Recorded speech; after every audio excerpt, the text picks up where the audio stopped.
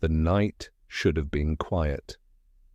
A cool autumn breeze drifted through the hedges of the Kensington estate, carrying the faint scent of roses and fresh grass. But the silence was shattered by the storm outside the gates. Dozens of reporters pressed. Against the iron bars, cameras flashing like lightning, microphones stabbing through the air, voices overlapping in a frenzy. At the center of it all stood Clara Kensington. Her satin gown clung to her as though it too was suffocating. Mascara streaked her cheeks, the flawless curls pinned so carefully hours before, now sagging under the night air. The diamonds at her throat caught the flashes of light, but instead of sparkling, they looked heavy, like chains pulling her down. Beside her stood James Carter. He looked nothing like he belonged in this world. His shirt was rolled at the sleeves, faint oil stains marking the fabric. His hair was messy, his knuckles raw. He was a mechanic, a man used to the hum of engines and the scrape of steel, not the sharp sting of paparazzi bulbs.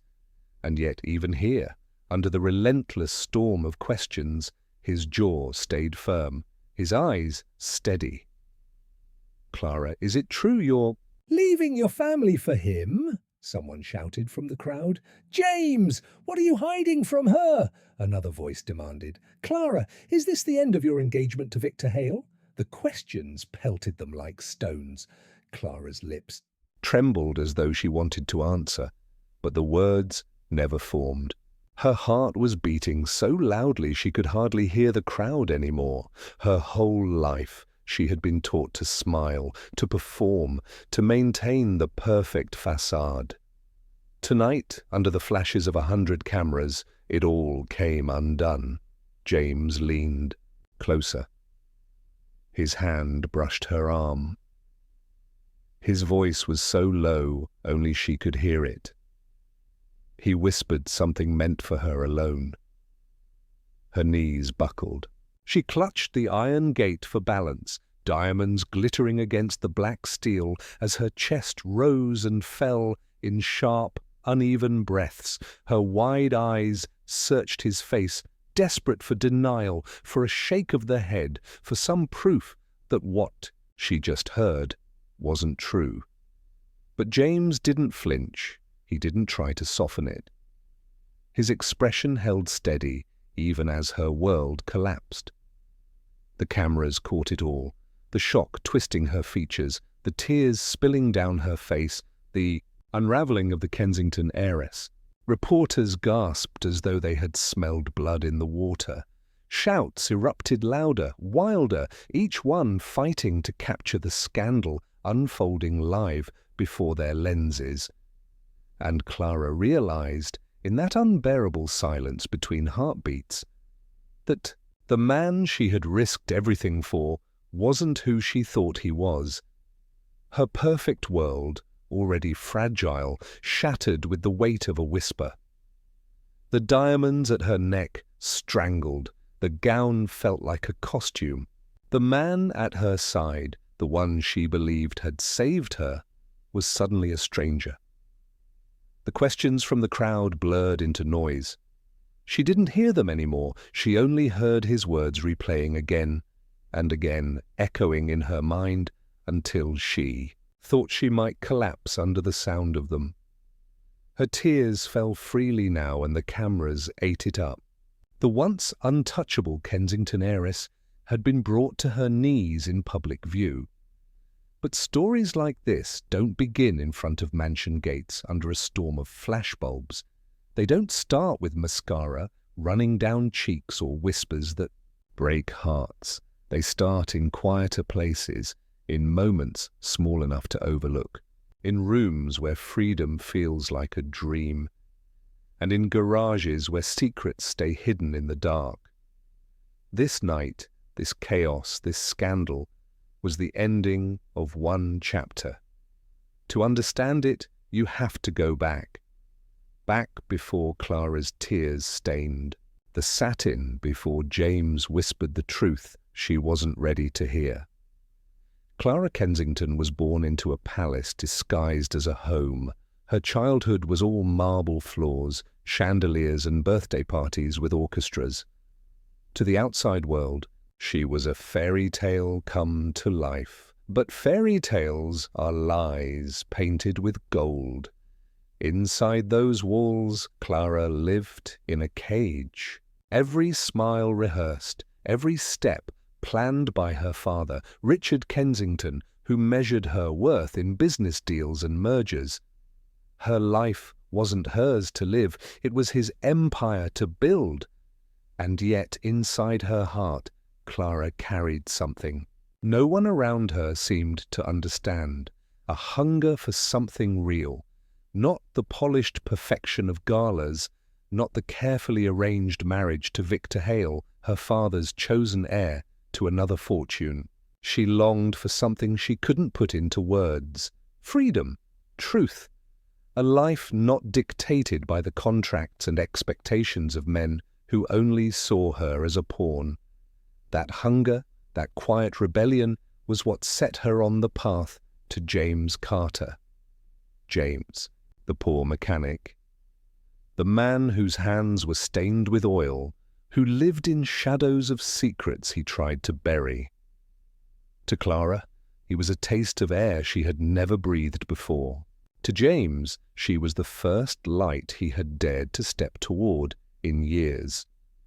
But neither of them knew in those first stolen moments how dangerous it would be to bridge the gap between their worlds. The reporters outside the gates pressed harder, shouting her name, his name, begging for answers. Clara stared at the man beside her, her chest heaving as the truth settled over her like a cold shroud. The whisper that broke her heart had just been spoken, and there was no taking it back. The world now saw her not as the Kensington princess, but as a woman unraveling, her mask cracked, her choices exposed. The night outside the estate burned itself into history, and nothing would ever be the same. This isn't how fairy tales end, but maybe it was never a fairy tale to begin with. To understand how Clara reached this breaking point, and how James Carter's secret came to light, we have to rewind, back to the beginning, back to the night they first crossed paths, back to the secret that threatened to destroy everything they built together. And that's where this story really begins. Clara Kensington's life looked like perfection from the outside. Her name was in glossy magazines, her photographs graced society pages, and every charity gala or art exhibition listed her as a guest of honor. She was the daughter of Richard Kensington, a man who had turned towers of glass and steel into monuments of wealth across the city. When people said Kensington, they didn't mean Clara. They meant the empire. They meant power. She grew up surrounded by marble floors that stretched like ice under her feet, crystal chandeliers dripping light onto gold-framed paintings, and staircases that curved so gracefully they felt carved for royalty. Her birthdays were covered by the press, every one of them a spectacle meant to impress. At 6, her father gave her a pony imported from Spain. At 10, she was handed a diamond bracelet she wasn't old enough to appreciate. At 16, her father gifted her a car so luxurious she wasn't allowed to drive it alone. It all looked dazzling, but Clara had learned early that every gift came with invisible strings. Every smile was a transaction. Every gesture of generosity was a way to remind her she belonged to him, to her father, to the family, to the Kensington name. When Clara walked into a room, people didn't see her. They saw the fortune, the connections, the opportunities that came with being close to her. They saw a gateway to power, and she played her part. She wore the gowns. She gave the practiced smiles. She danced with the men her father wanted her to. At dinners, she laughed at the right moments, nodded at the right comments, and never raised her voice above the script written for her. But inside, Clara was restless. She felt it whenever she sat at her window, overlooking the sprawling garden and city skyline. The glass reflected back her own face, flawless but empty, like a doll's. She felt like she was watching life from behind a pane, never living it herself. Her mother's absence only deepened the cage. Clara had lost her when she was very young to an illness her father rarely spoke about. The Kensington house never lacked for maids, chefs, or staff, but it lacked warmth.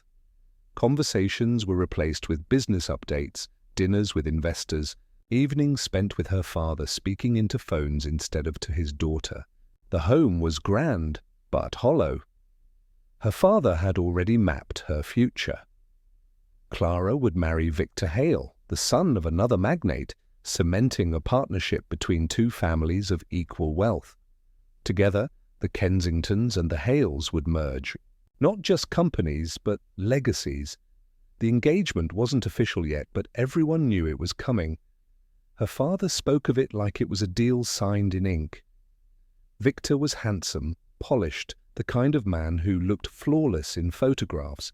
He had the perfect smile, the perfect suit, and the perfect way of placing his hand on her back at parties as if he already owned her. To the world, he was the ideal match. But Clara saw through the shine. His smile never reached his eyes. His compliments felt rehearsed, each word calculated to impress the right people. When he spoke to her, it was less conversation and more performance. Clara knew her father adored him. To Richard Kensington, Victor represented ambition, power, and control. Victor was the kind of man he could shape into his own likeness. To Clara, he represented another prison. She imagined her future. With him, endless galas, rehearsed smiles, children raised in the same cage she was trapped in. The thought made her chest tighten until she could barely breathe. But Clara wasn't reckless, not yet. She had been taught all her life that disobedience was weakness. So she hid her thoughts. She played the role of the dutiful daughter, the perfect heiress, the woman who smiled at Victor as though she had no doubts at all. She laughed when she was supposed to, nodded when expected, posed for pictures with grace. And yet, when she was alone, she let the mask slip.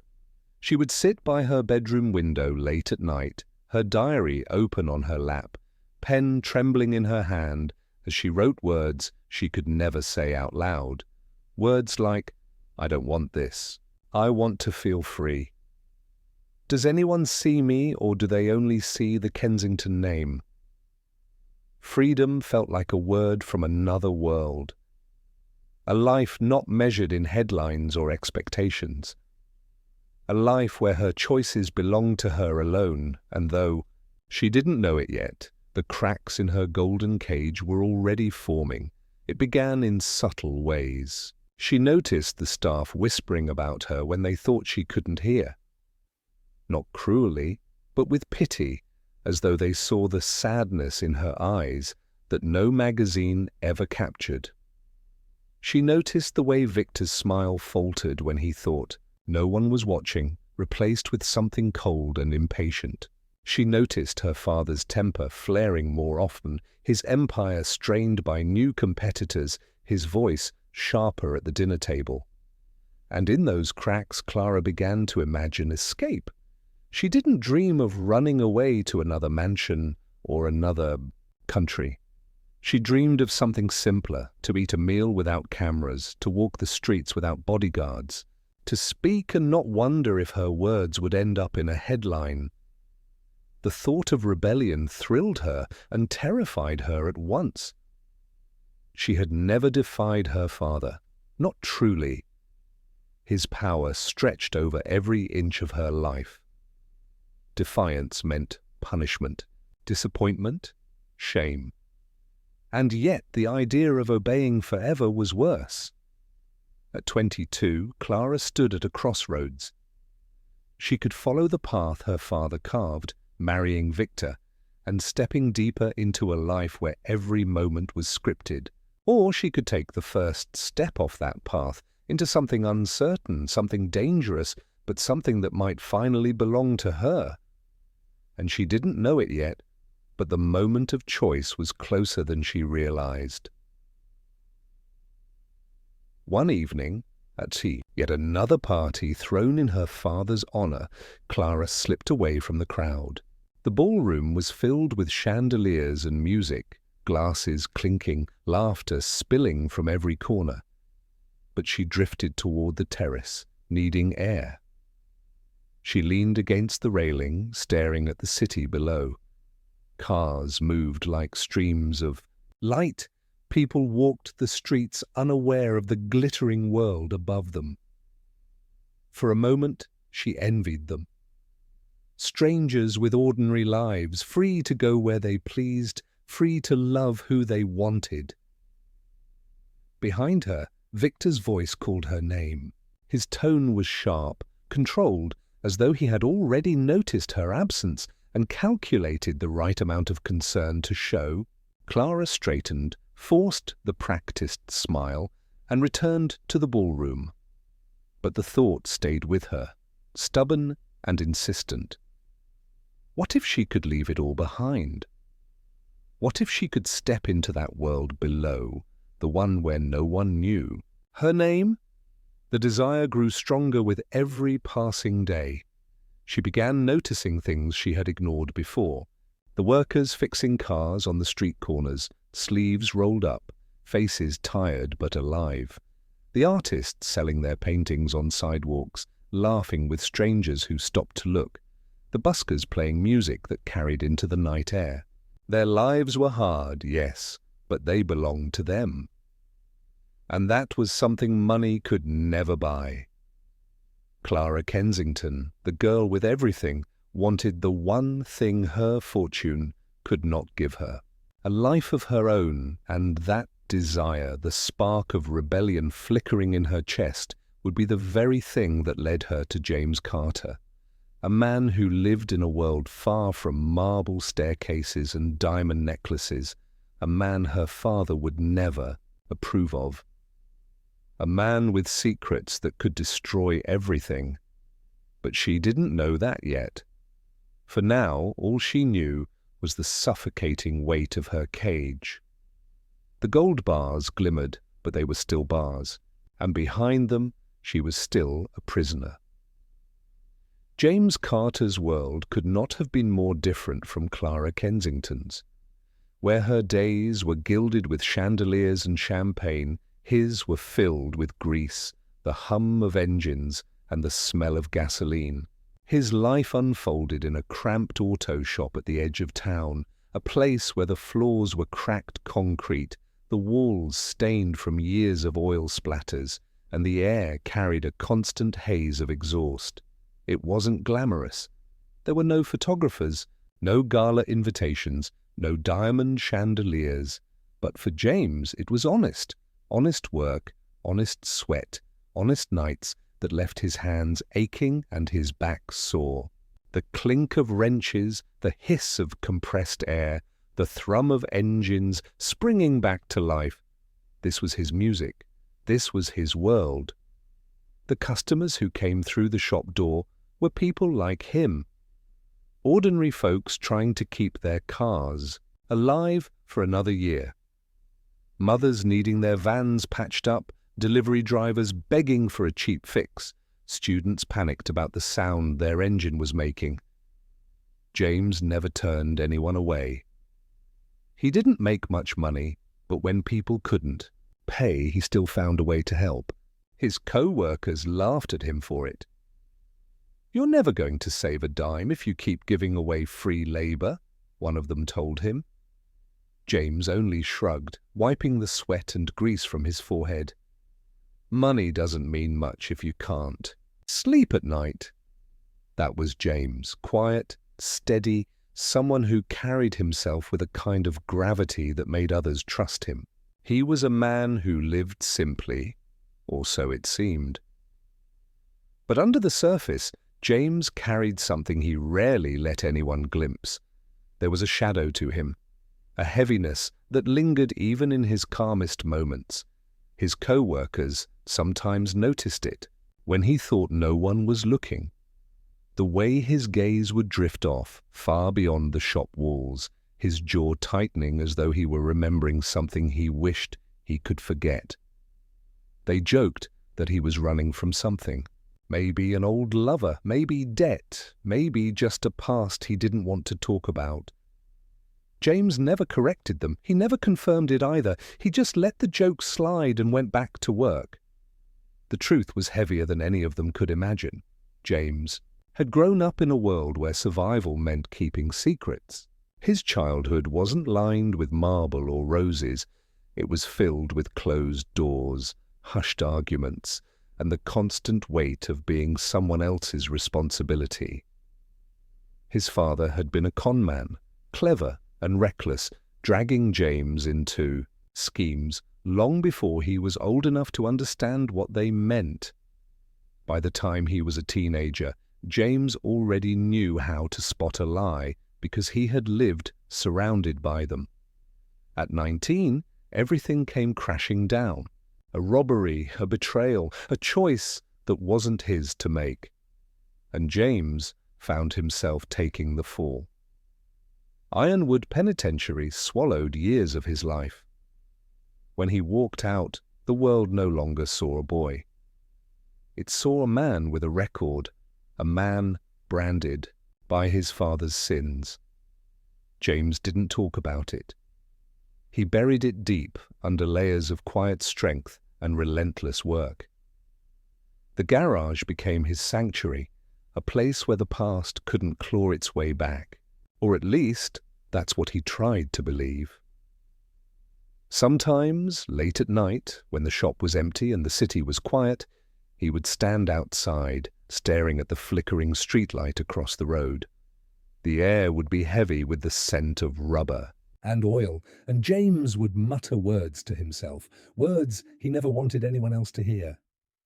Some people are born into cages of gold. Others are born into cages of secrets. He knew which cage he belonged to, and he knew there was no escaping it, but James wasn't bitter. Not entirely. He carried his scars with a strange kind of acceptance. The world had hurt him, yes, but it hadn't broken him. He poured himself into his work, into helping the people who walked through his door. It was easier to fix broken engines than broken trust. Easier to repair machines than explain himself. To the neighbors, James Carter was just the quiet mechanic with kind eyes and strong hands. To his co-workers, he was the reliable one, the man who always stayed late to finish a job. To the kids in the neighborhood, he was the guy who patched up their bikes for free, the one who never minded taking a moment to show them how an engine worked. But inside, James carried a truth that could never be spoken, a truth that could tear apart any chance at the life he longed for but didn't dare reach toward. And yet, despite everything, there was a flicker of something inside him, a longing he couldn't shake. He wanted more than the garage, more than the shadows of his past. He wanted connection.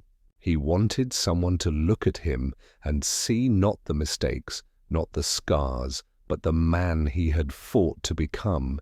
He didn't know that someone was already moving toward him. Clara Kensington's world and his couldn't have been further apart, but fate has a way of bending paths until they crash into each other. For James, it would begin on an ordinary night, the kind that started with grease under his nails and ended with him behind the wheel of his old pickup, the radio humming softly. As the city blurred past, he wasn't looking for anyone. He wasn't expecting his life to change, but destiny doesn't ask for permission. It arrives suddenly without warning in the middle of a highway where a broken-down car waited in the dark. That night, James Carter would meet Clara Kensington for the first time. And from that moment on, the life he thought he had buried would begin to surface, pulling him into a story larger than he ever imagined. The poor mechanic and the billionaire's daughter. It sounded like a cliché, a story told too many times, but this wasn't a fairy tale. It wasn't polished, it wasn't safe, and it wasn't destined to end in happily ever after, because James Carter carried a secret that, if Clara ever discovered it, would destroy the fragile bond they were about to build. The night their worlds collided didn't happen in a ballroom or on a red carpet. It happened on the side of a lonely stretch of highway where the glow of streetlights faded into darkness and the hum of the city seemed miles away. Clara Kensington had slipped away from yet another evening of perfection. Her father had hosted a dinner that night, all glassware and polished laughter, the kind of gathering where business was disguised as socializing. She had worn the dress he picked, smiled at Victor Hale the way she was expected to, and let the conversation wash over her like static. But the moment she could, she escaped. She slid into her luxury car, its leather seats cold against her skin, and drove. She didn't know where she was going. She only knew she needed distance. For a while, the act of driving felt like freedom. The city lights blurred past her, neon flashing against the glass, and Clara imagined what it would be like to keep going forever. Past the skyline, past the gated neighborhoods, past the life she knew. For those fleeting minutes, she wasn't Richard Kensington's daughter. She was just a woman behind the wheel chasing the night. But freedom has a way of slipping through your fingers. The car jolted.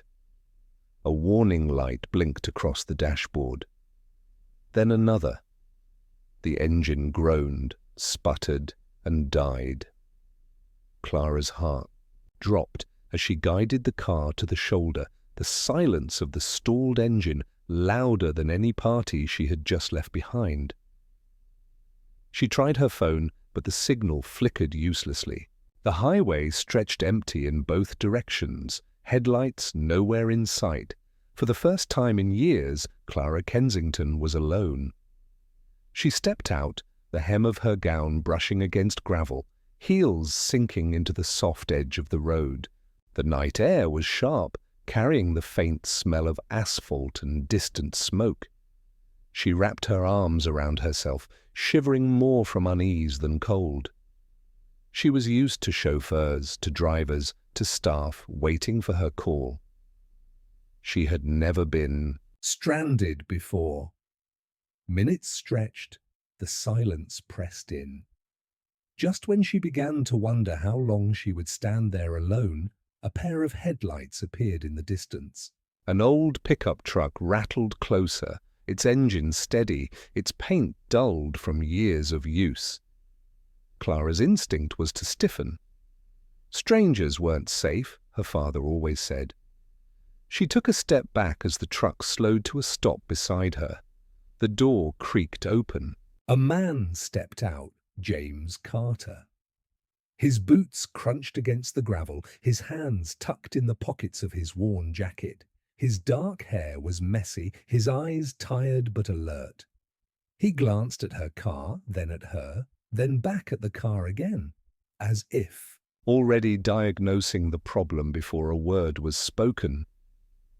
"Need help?" His voice was calm, steady, without hesitation. Clara straightened, forcing her nerves into something that looked like control. "No, thank you. I'll call roadside assistance." He looked at the phone in her hand, the screen showing no bars. His brow lifted slightly. "You'll be waiting until morning," she flushed. He wasn't wrong. Still, pride stiffened her tone. "I'll manage." He didn't argue.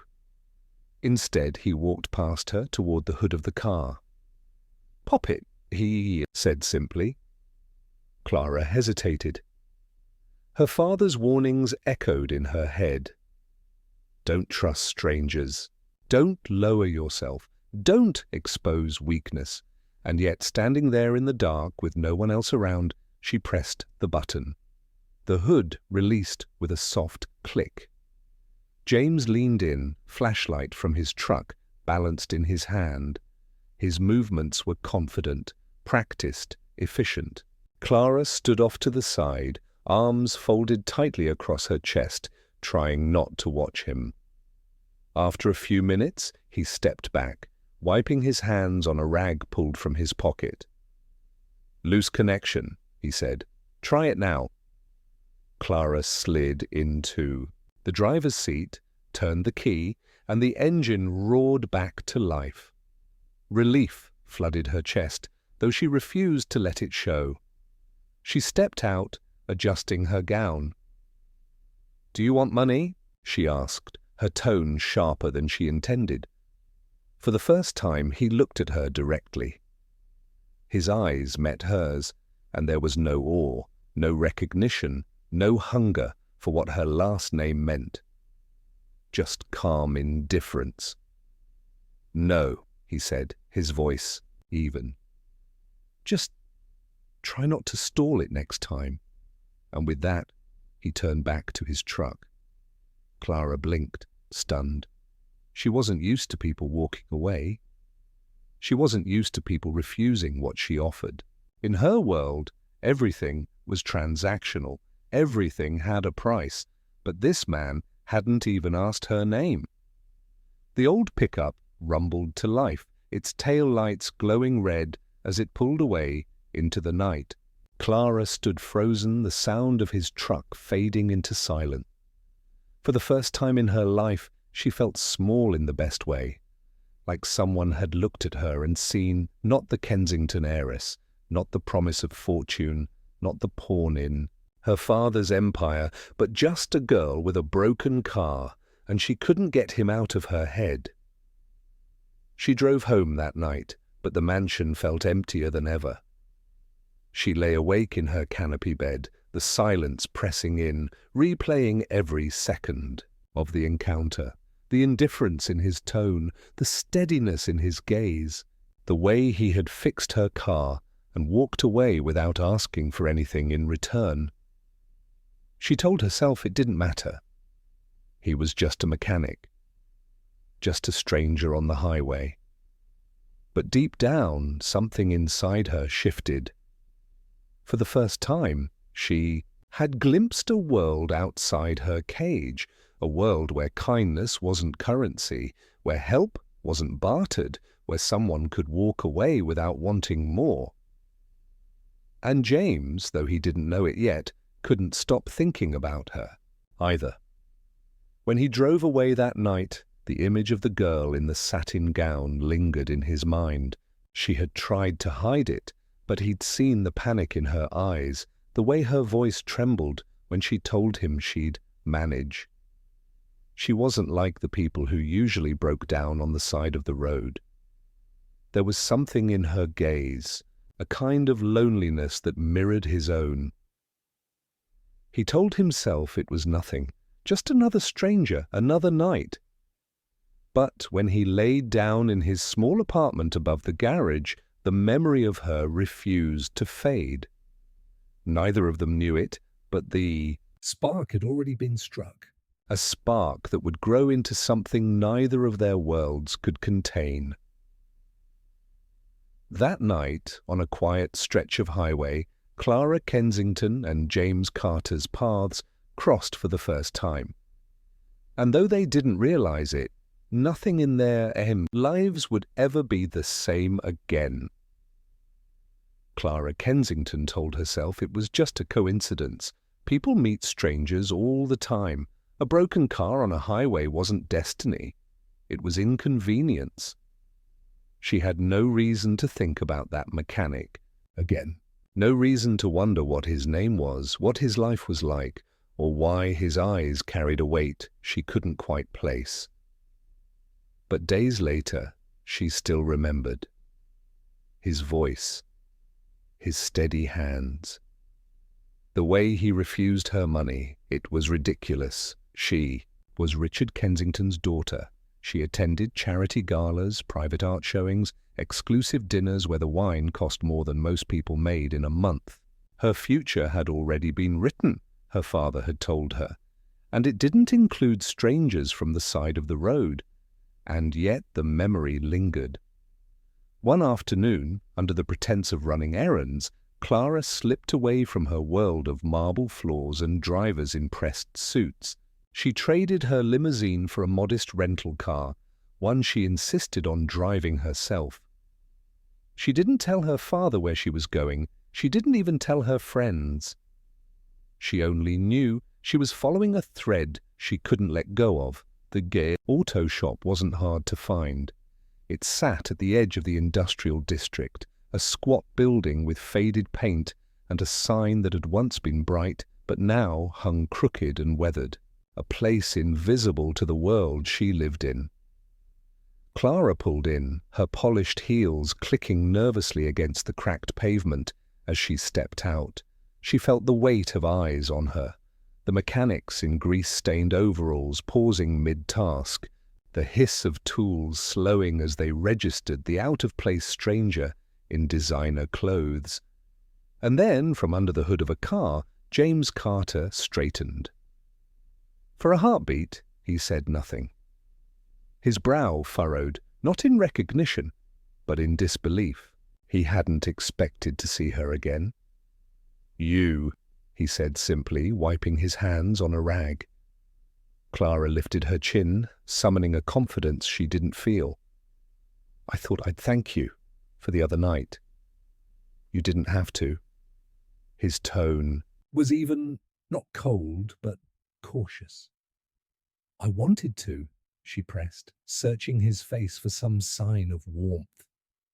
"Most people wouldn't have stopped. You did." James studied her for a long moment, then shrugged. "Most people wouldn't wear "Those shoes in this part of town." Clara glanced down at her heels, flushed, and for the first time in years she laughed. Not the polite, practiced laugh she used at galas, but something unpolished, unguarded. The sound surprised even her. James didn't smile, not fully, but something softened in his expression. That was how it began.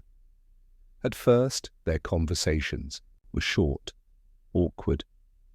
Clara would find excuses to drop by, a question about her car, an offer to bring coffee for the shop. James always accepted politely, always kept his distance. He didn't ask for her number. He didn't lean closer. He didn't flirt. And yet, beneath the surface, a current hummed. Clara was fascinated by him. In her world, men like Victor Hale spoke in rehearsed lines, practiced compliments, strategies, dressed as affection. James didn't play games. He spoke plainly, sometimes too plainly. But his honesty cut through the noise of her life like fresh air, and James, though he resisted, found himself drawn to her too. At night, after the garage closed, he would replay their exchanges in his mind, the way her eyes lit up when she laughed, the way she asked questions no one else bothered to, about his work, his life, his opinions. She didn't look at him the way others did, not as a man with calloused hands or grease-stained clothes, but as someone worth listening to, worth seeing. But James knew better than to let it go further. He reminded himself every day. She belonged to a world he could never enter, a world that would chew him up and spit him out the moment it learned who he really was. So he built walls. He kept his tone clipped, his words few. He convinced himself it was safer this way. And yet, despite his efforts, the bond grew. One evening, Clara stayed later than usual. The sun had dipped low, streaking the shop windows with amber light. She leaned against the hood of her car while James finished tightening a bolt, her arms crossed, her gaze steady on him. "Why do you push people away?" she asked suddenly. James froze. The question cut deeper than she could have known. "I don't," he replied, too quickly. You do, she pressed. Every time I try to talk to you, you pull back, like you're afraid. His jaw tightened. He wanted to tell her the truth, that he wasn't afraid of her, but of himself. That if she knew who he really was, what he had done, where he had been, she'd run faster than anyone else ever had. But the words lodged in his throat. Instead, he muttered, "Some people aren't worth getting close to." Clara's chest ached at the finality in his voice. "Maybe you're wrong," she whispered. He didn't respond. That night, as Clara drove back to the mansion, she realized she wasn't afraid of James's walls. She was afraid of her own. The gilded cage she lived in suddenly felt smaller than ever, the bars tighter. And James, broken, guarded James, felt like the first real thing she'd touched in years. But danger was creeping closer, because in her world, nothing went unnoticed. Richard Kensington wasn't blind. He saw the way his daughter slipped, away more often, how she returned with a glow in her eyes that no gala ever gave her. And Victor Hale, the man promised to her, noticed too. His pride burned at the thought of Clara finding joy anywhere but at his side. Whispers began. A Kensington, seen in the industrial district, a woman in designer clothes lingering by a mechanic's shop. The city thrived on rumors, and this one spread like fire. James didn't know it yet, but the noose was tightening. Their friendship, fragile, unspoken, dangerous, was a spark in a storm of gasoline. And when the flames caught, everything around them would burn. Secrets have a way of bleeding through, no matter how tightly you try to hold them shut. For James Carter, the walls he had built around his past were strong, but not indestructible. And as his fragile bond with Clara Kensington grew, those walls began to tremble. It started with small things. One evening, Clara noticed the scars on his knuckles. They weren't the kind you got from tightening bolts or handling wrenches. They were deeper, older, jagged lines that told of fights fought in darker places. She asked about them, her voice soft, curious. "Work accident," James said quickly, slipping his hands into his pockets. She didn't believe him, not fully, but she let it go. Another night, as they shared coffee outside the shop, Clara asked where he had grown up. James hesitated before answering, his gaze fixed on the cracked pavement. "Nowhere worth mentioning." Clara tilted her head.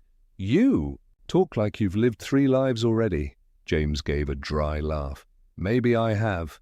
The words hung between them, heavier than either of them wanted to admit. But the real crack came one rainy night when the past refused to stay buried. James had stayed late at the shop, the rain hammering the tin roof above as he worked alone. Clara had stopped by unannounced, bringing a paper bag of takeout, insisting he couldn't keep running on nothing but coffee and stubbornness.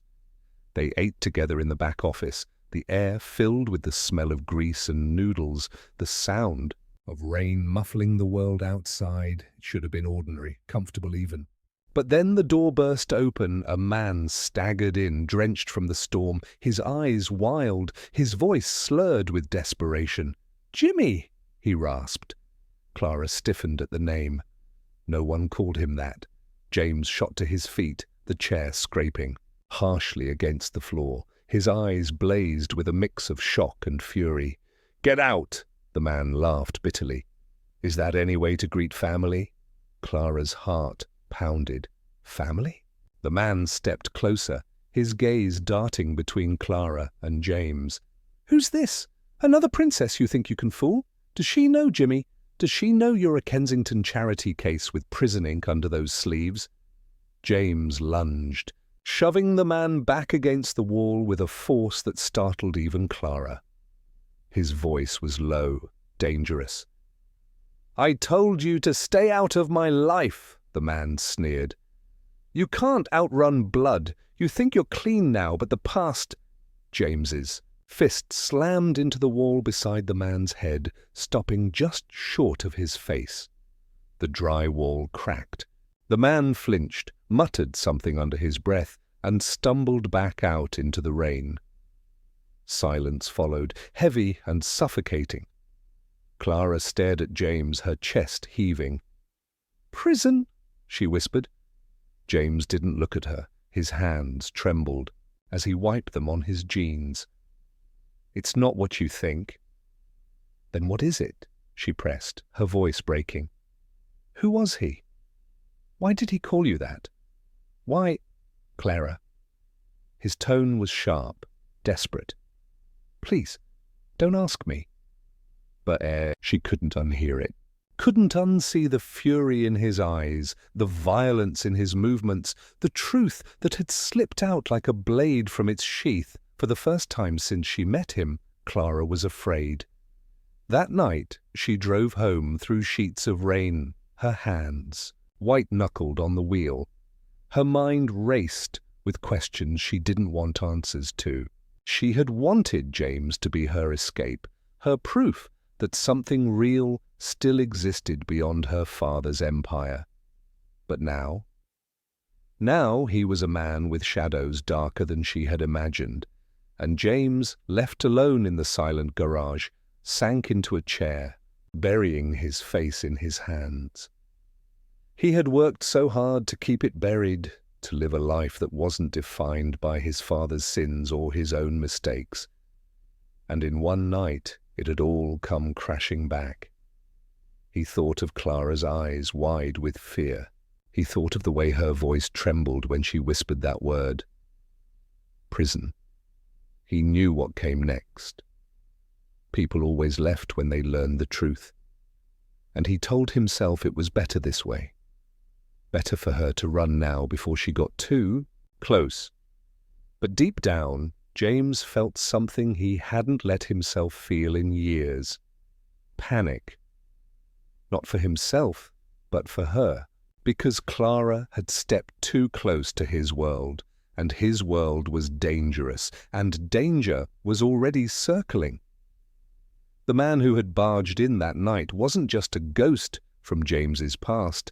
He was a reminder that debts were never truly paid, that the wrong people never really disappeared. And now, by exposing himself in front of Clara, James had painted a target he couldn't erase. For Clara, the secret had cracked open. For James, the walls had fallen. And for both of them, the storm had only just begun. Clara Kensington had always lived in two worlds, but now they were colliding. One world was polished marble and champagne toasts, where her father's voice carried more weight than law, and where every smile was measured. The other was the dimly lit garage with grease on the floor, and a man whose silence meant more than all the practiced compliments she had ever received. After the night James's secret cracked open, Clara couldn't sleep. The storm had raged. Outside, but inside her, the real storm was louder. Every time she closed her eyes, she saw him. Fists clenched, eyes burning, a man fighting a past that refused to let him go. She wanted to believe in him, but her upbringing whispered otherwise. Kensingtons didn't mix with people like him. Kensingtons didn't take risks, and yet her heart wouldn't listen. Her father noticed the shift almost immediately. Richard Kensington wasn't a man who overlooked details. At breakfast, he studied his daughter across the long oak table, his expression unreadable as Clara picked at her plate. "You've been distracted," he said finally. Clara forced a smile. "Just tired."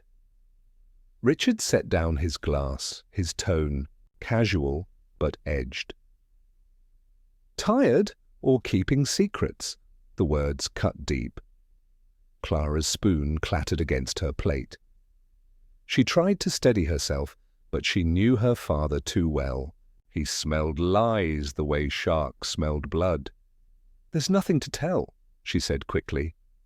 Richard leaned back in his chair, watching her like a hawk. Then, almost too casually, he added, "Funny, Victor mentioned seeing you downtown near." The industrial district, not your usual part of town. Clara's stomach twisted. Victor Hale. Always watching, always reporting back like a dog at her father's heel. Richard's voice softened, but the steel beneath it was unmistakable. "Clara, people in that part of the city are not our kind.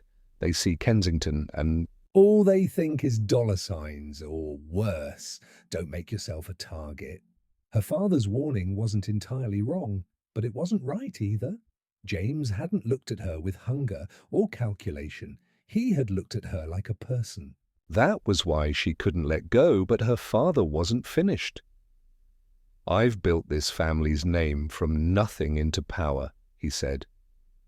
"And that power is fragile.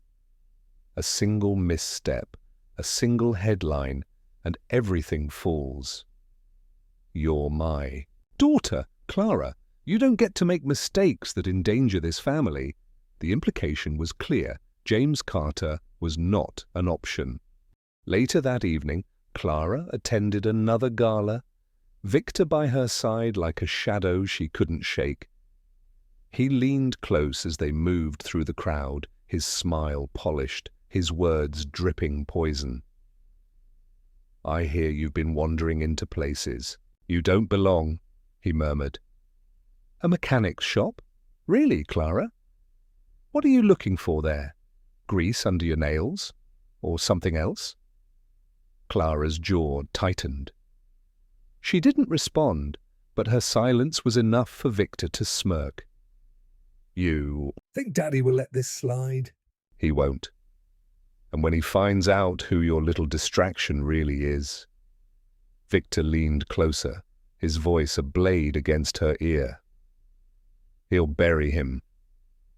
Clara's breath caught. That night, she returned to the mansion with her chest aching, her mind torn. She should end it. She should listen to her father. James was already carrying enough shadows without hers, dragging him deeper. But the thought of cutting him off hurt more than the fear of discovery. So she went back to him. At the garage, she confronted James with everything swirling inside her. The rain had stopped, but the ground was still wet, the night heavy with the scent of earth and oil. James looked at her with weary eyes, as though expecting her to deliver the final blow. The goodbye he had been bracing for since the moment she entered his life. Instead, Clara said, "My father knows something's different." Victor knows too. They'll come after you if they find out. James's expression didn't flicker. He only wiped his hands on a rag and muttered, "Then you shouldn't be here." Her throat tightened. "You really want me to walk away?" "Yes." His voice was firm, but his eyes betrayed him. There was no conviction in them, only fear. Fear for her. Clara stepped closer, her voice trembling. "I don't care what your past is. I don't care what you've done. You're the only real thing in my life. Don't push me away because of them." For the first time, James's walls cracked. His hand lifted, almost reaching for her, then stopped inches from her skin. His voice was raw when he whispered, "Clara, you don't know what I'm capable of." She shook her head. "Then tell me, show me, let me decide if I can live with it, because right now, the only thing I'm afraid of is losing you." The words broke something in him. He turned away, pacing the shop like a caged animal. Every instinct screamed to let her go, to protect her from the storm that surrounded his name. But every beat of his heart told him the opposite. that he couldn't let her slip back into that golden cage, not when she had finally found a crack in its bars. They stood in silence, the weight of their worlds pressing down. And though no promises were spoken, no declarations made, they both knew the truth. Neither of them was walking away. Not now. Not ever. What they didn't know was how quickly the walls of Clara's world would close in around them, because Richard Kensington wasn't a man who gave second chances, and Victor Hale wasn't a man who forgave humiliation.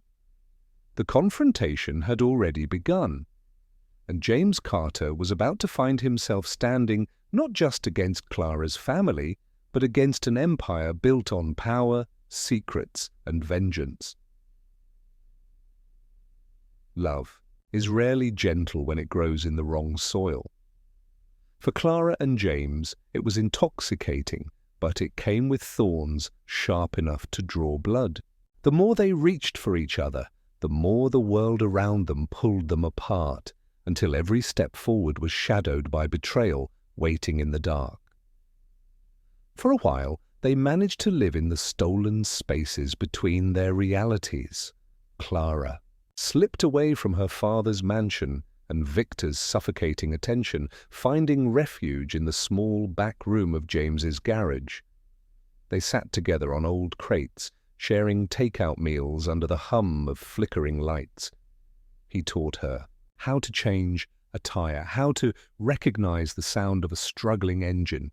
She taught him pieces of her world too. Books she carried in her bag, stories she whispered about the art exhibits she secretly loved, the ones her father dismissed as frivolous. In those hours, they weren't a billionaire's daughter and a mechanic with a record. They were just two people tired of being trapped by expectations they never asked for. But outside those walls, their choices left ripples. Victor Hale was not a man accustomed to losing. He saw Clara's distance as an insult, her laughter without him as humiliation. He wanted her not out of love but out of pride, and pride is a dangerous thing to wound. He had Clara followed. Men in dark suits sat in cars near the garage, snapping photos when she arrived, cataloguing every moment she shared with James. It didn't take long for those photos to find their way into Richard Kensington's hands. The confrontation came swiftly. Clara returned home one evening to find her father waiting in his study, the photos spread across his desk like evidence in a trial. "Do you have any idea what you're doing?" Richard's voice was calm, but his eyes burned. Clara froze. She didn't need to look at the photos to know what they showed. "It's not what it looks like," she began, though the lie felt thin even as she spoke it. Richard slammed his hand against the desk. "Don't insult me. You've been sneaking off to waste time with some grease-stained criminal. Do you have any idea who that man is?" Clara's breath caught. Her father knew. Richard's voice dropped, each word deliberate. "James Carter, convicted felon, son of a thief. Spent years rotting in prison before crawling into that shop you seem so enamored with. And you, my daughter, think he's worthy of you?" Clara's throat tightened, but she lifted her chin. "He's more worthy than Victor ever will be." The room froze. For a moment, even Richard seemed stunned. Then his face hardened into something cold and dangerous. "You will end this," he said. "Now, or I will end it for you." Clara's heart pounded. She wanted to scream, to fight, to tell him that James was more than his past, but she knew her father wasn't a man to be reasoned with. His threats weren't idle. He had the power to destroy James's fragile life with a single phone call. So she made a choice. She stayed silent. Later that night, Clara went to James with tears in her eyes and words she didn't mean. She told him it couldn't work, that they were from different worlds, that she had been foolish to think otherwise. She told him to let her go. James listened in silence, his jaw clenched, his fists tight. He didn't argue. He didn't beg. He only looked at her with a pain so raw it cut deeper than any anger could. When she turned to leave, he whispered one word. Why? Clara's steps faltered. She wanted to tell him the truth, that she was protecting him, that her father would destroy him if they kept going. But her father's warning echoed in her head, and fear sealed her lips. So she walked away. James stood alone in the garage long after she was gone, the silence deafening. For years he had carried the weight of his past, believing it would always keep him from something better. And now the one person who made him believe otherwise had torn herself from his life. But James wasn't a fool. He knew the look in her eyes, the tremor in her voice. She hadn't left because she wanted to.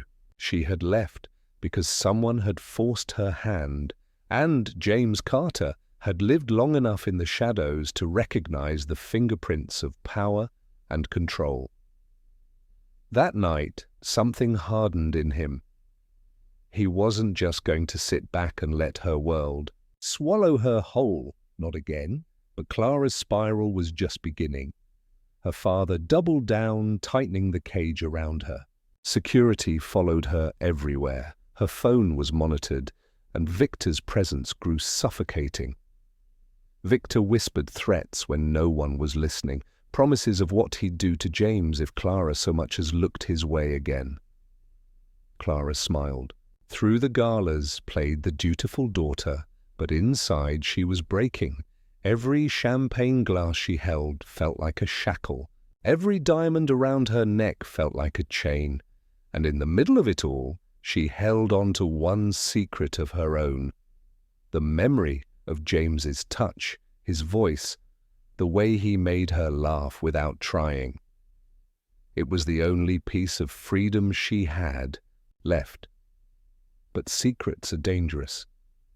And when the wrong person holds them, they can turn into weapons. One night, Victor confronted Clara after a dinner party, his smile thin and cruel. "Do you think I don't know?" he sneered. "Do you think your little mechanic can hide from me? I've seen the way you look when his name is mentioned. You may have walked away, but your eyes haven't." Clara's hands shook as she tried to push past him, but he blocked her path. "If you won't choose me, then I'll make sure no one else ever has you, especially him." The threat was clear. And for the first time, Clara realized that Victor wasn't just her father's puppet. He was his own storm, violent, jealous, and dangerous. The spiral had begun. Love and betrayal were twisting together, pulling James and Clara toward a breaking point neither of them could escape. And when the confrontation came, it would not be fought with words, but with the kind of truths that could shatter everything. Sometimes the truth doesn't come softly. It crashes down like thunder, tearing through lies and leaving only wreckage behind. For Clara and James, that storm had been building for weeks. Every stolen glance, every forced silence, every threat whispered in the dark. And now the clouds were breaking. It began with a gala. Of course it did. Richard Kensington's empire thrived on appearances, and nothing kept whispers at bay like a glittering event with cameras flashing and champagne flowing. Clara was expected to play her role, the perfect daughter standing beside Victor Hale, smiling as though her heart wasn't in pieces. She wore a silver gown that shimmered under the chandeliers, but inside she felt like a ghost. Victor stood close, his hand at her back, like a brand she couldn't escape. Her father moved through the crowd, shaking hands, sealing deals with smiles. But outside those walls, James Carter was moving too. He hadn't seen Clara since the night she told him goodbye, but he hadn't stopped thinking about her. He'd uncovered just how far Richard and Victor were willing to go to keep them apart. And he wasn't about to stand by while the woman he loved was paraded like a prize in a game of power. So he came. The gala was guarded, but James knew shadows better than anyone. He slipped inside, trading his usual oil-stained jacket for a suit. That felt foreign on his shoulders. He didn't belong here, and every step reminded him of it. But he wasn't here to belong. He was here to fight. The moment Clara saw him, her breath caught. She was mid-conversation with a senator's wife when her eyes drifted across the room. And there he was. Tall, still, unshakable. Her heart lurched, and for the first time all evening, she felt alive. But Victor noticed too. His smile faltered. When he followed her gaze, and when he saw James standing there, calm and defiant, his jaw tightened. He excused himself from the conversation with a thin smile and crossed the room like a predator.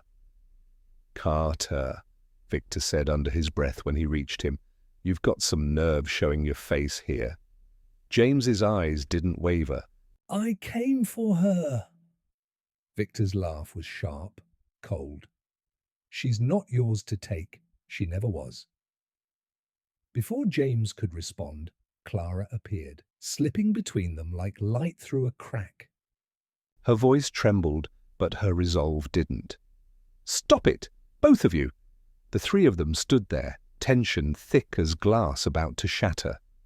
Guests glanced their way, sensing something amiss, though the music played on. "Clara," Victor said smoothly, his hand reaching for her arm. "You don't want a scene. Let's go." But Clara stepped back, her eyes burning. "No, I'm done pretending." She turned to her father, who was watching from across the room now, his expression Unreadable. "You've controlled every piece of my life, but this—" She gestured to James. "This is mine, and I won't let you take it away." The room fell silent. The senator's wife gasped. A ripple of whispers spread like fire. Richard Kensington moved forward at last, his presence commanding the floor. His voice cut through the music. Enough. All eyes turned to him. He looked at Clara, then James, and finally Victor. "You think this is love?" His words were cold, precise. "This man is nothing but a criminal who got lucky enough to crawl out of prison. He doesn't deserve you, Clara. He doesn't deserve the Kensington name." James's jaw tightened, but before Clara could defend him, James spoke. His voice was steady, heavy with the weight of years. "You want the truth? Fine. I'll give it to you." The room held its breath. "My father wasn't just a thief," James said. His gaze locked on Richard. "He worked for you, didn't he? He took the fall for one of your schemes years ago, and when he went down, you let him rot while you built this empire on his silence." Gasps rippled through the crowd. Clara's eyes widened. Richard's expression flickered, but only for a moment. "You don't know what you're talking about." "Yes, I do." James stepped forward. "I've spent years digging through the wreckage of my family's life. I've read the files, seen the payments, traced the trail. You built your fortune on lies, and you used men like my father as pawns. And when he was gone, you made sure I was next. My arrest, my sentence, you made it happen, didn't you?" You buried me before I could ever stand a chance. The silence was suffocating. Every guest stared at Richard Kensington, waiting for denial, for fury, for anything. But Clara saw it. The flicker in her father's eyes. The truth James had.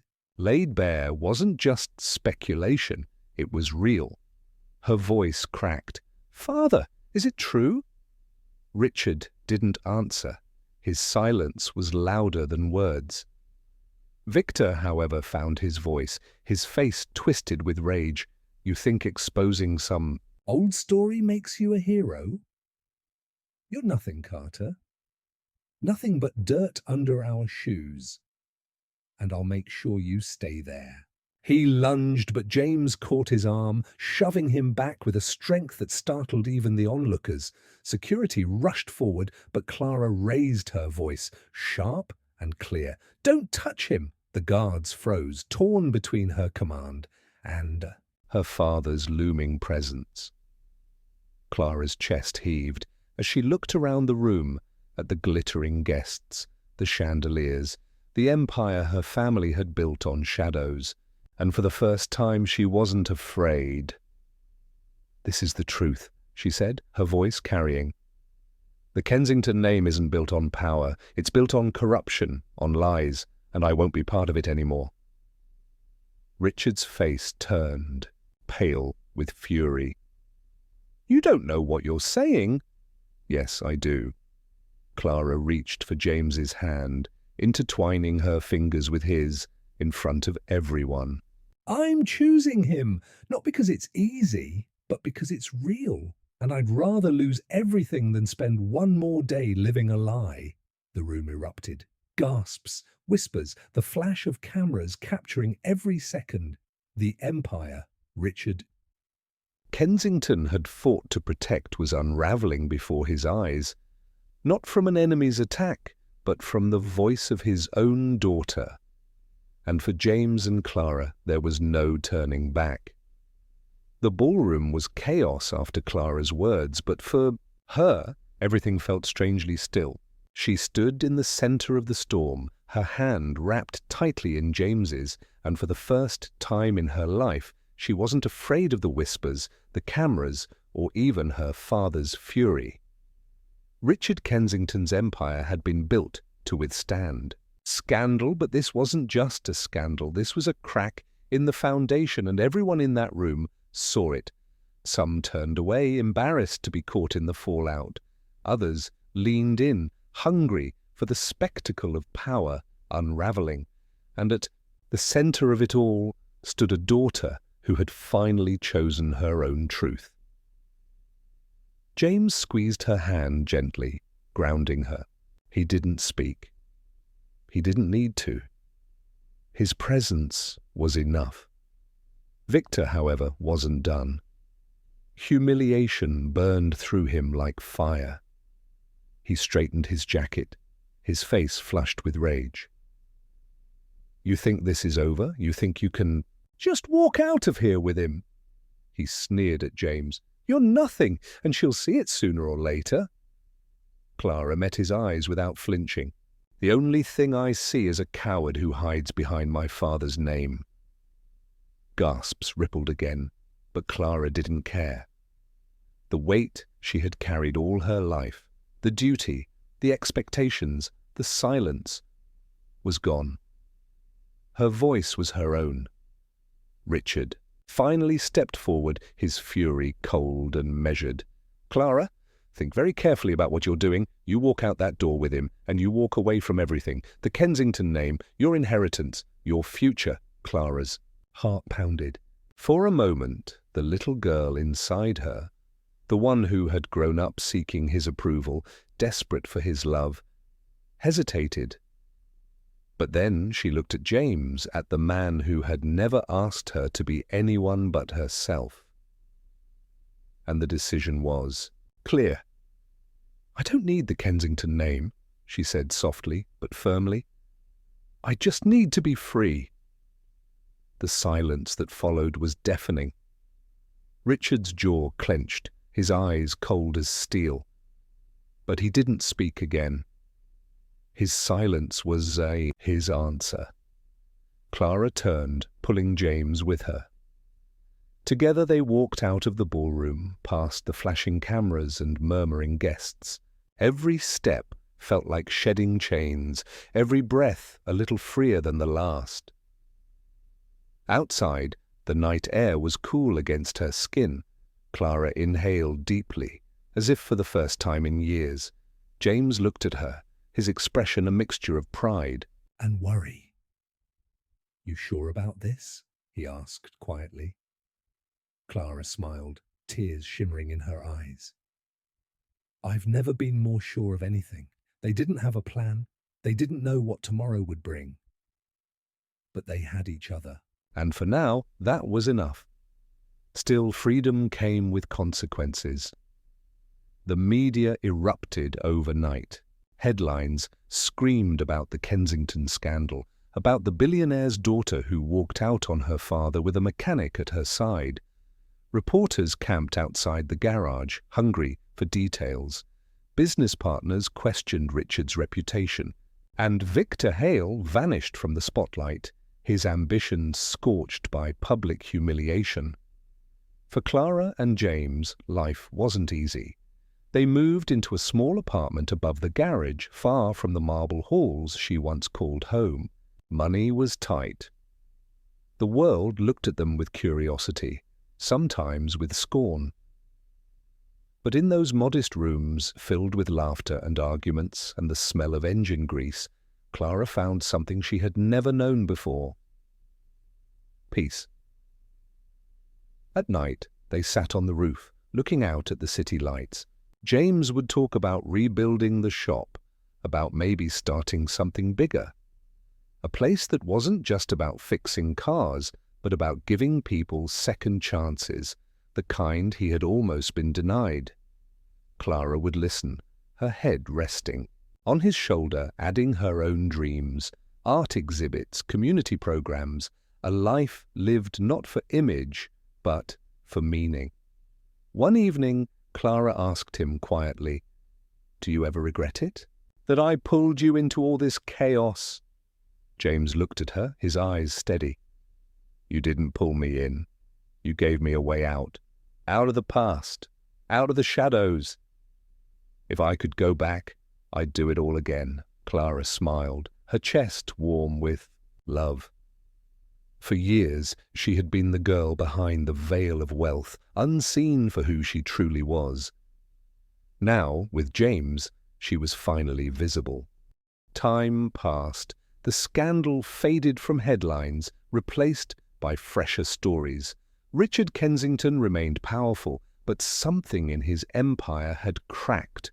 For the first time, deals slipped through his fingers, partners whispered about loyalty, and though he never admitted it, losing Clara had cost him more than he expected. He had built an empire, but in the end, he had lost his daughter's heart.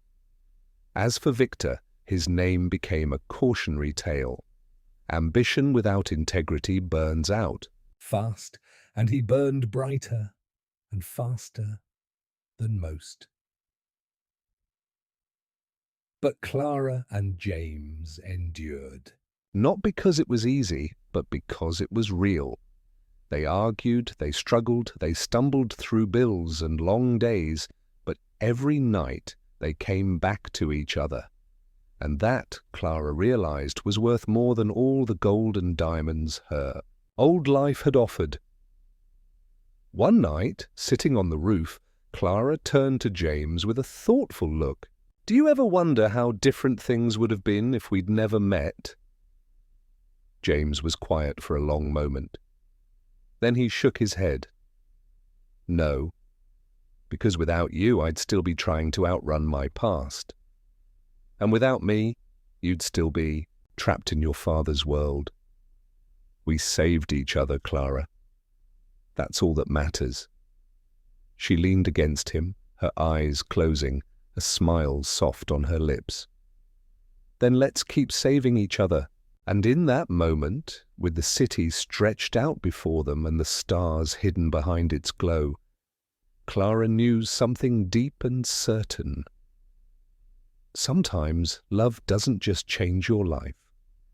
Sometimes it saves it.